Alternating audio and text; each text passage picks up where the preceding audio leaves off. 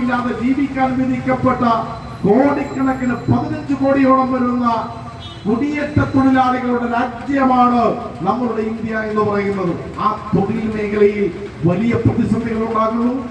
നിങ്ങൾക്ക് രാജ്യത്ത് 10 ലക്ഷം തൊഴിലൊഴിവുകൾ റിപ്പോർട്ട് ചെയ്യപ്പെട്ടിട്ടും ആ തൊഴിലൊഴിവുകൾ നികത്തേണ്ടതില്ല എന്ന് ഇന്ത്യയുടെ ഭരണാധികാരി നരേന്ദ്രമോദി തീരുമാനിക്കുന്നു എന്നുള്ളതിൽ മാത്രം 23.5 ലക്ഷം പേർ തൊഴിലെടുത്തിരുന്ന ഏറ്റവും വലിയ പൊതുമേഖലാ സ്ഥാപനമായിരുന്നു. കണക്കുകൾ നോക്കുമ്പോൾ 44 സംവത്സരങ്ങൾ പിന്നിട്ടപ്പോ റെയിൽവേ 980കളിൽ നിന്ന് വികസിച്ചു. യാത്രക്കാരുടെ എണ്ണം 100 മടങ്ങ് വർദ്ധിച്ചു.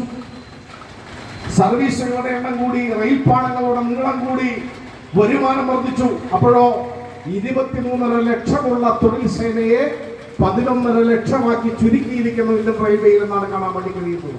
അതിന്റെ ഭാഗമായുള്ള അപകട പരമ്പരകളാണ് നരേന്ദ്ര 10 വർഷക്കാലത്തിനടക്ക് 180-ലധികം വരുന്ന റെയിൽ അപകടങ്ങളാണ് ഇന്ത്യ രാജ്യത്ത് റിപ്പോർട്ട് ചെയ്യപ്പെട്ടത്. റെയിൽവേ ക്രോസുകളിൽ നിൽക്കുന്ന അവിടുത്തെ വാച്ച്മാൻ പോലും ഇല്ലാത്ത നിരവധിയായ റെയിൽവേ ക്രോസുകളുണ്ട് ഇന്ത്യയുടെ വിദൂരസ്ഥങ്ങളായ ഗ്രാമപ്രദേശങ്ങളിൽ നിന്നാണ് കണക്കുകൾ പറയുന്നത്.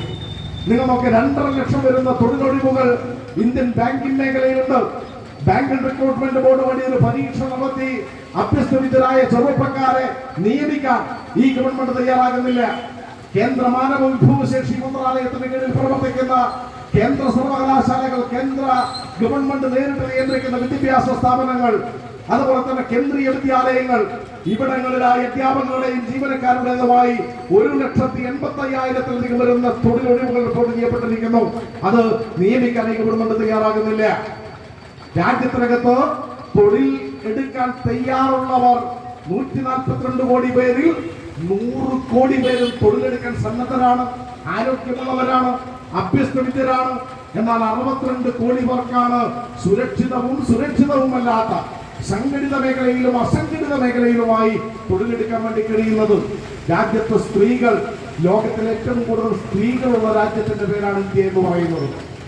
എന്നാൽ 90% വരുന്ന ഇന്ത്യയിലെ സ്ത്രീ വിഭാഗങ്ങൾക്ക് തൊഴിലില്ലാത്തവരാണ്. 90% വരുന്നവർ തൊഴിലില്ലാത്തവർ.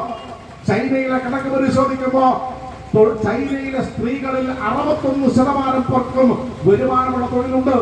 ഇന്ത്യയിലെ 90% വരുന്നവർക്ക് തൊഴിലുണ്ട്. 7 മണിക്കൂറെങ്കിലും ഒരു വിവാഹിതയായ സ്ത്രീ ഒരു ദിവസം 7 മണിക്കൂറെങ്കിലും വേതനമില്ലാത്ത, വരുമാനമില്ലാത്ത, ശമ്പളമില്ലാത്ത, കൂലിയില്ലാത്ത വീട്ടുപണി എടുക്കുന്നവരാണ് എന്നതാണ് വേദനിപ്പിക്കുന്ന കണക്കുകളായി പുറത്തു വരുന്നത്. നിങ്ങൾക്ക് 90% സ്ത്രീകൾക്ക് തൊഴിലില്ലാത്ത രാജ്യം, ലോകത്തിൽ ഏറ്റവും കൂടുതൽ തൊഴിലില്ലാത്ത സ്ത്രീകൾ തിങ്ങിപ്പറക്കുന്ന രാജ്യത്തിന്റെ പേരായി ആധുനിക ഇന്ത്യ മാറിയിരിക്കുന്നു എന്നുള്ളതാണ്.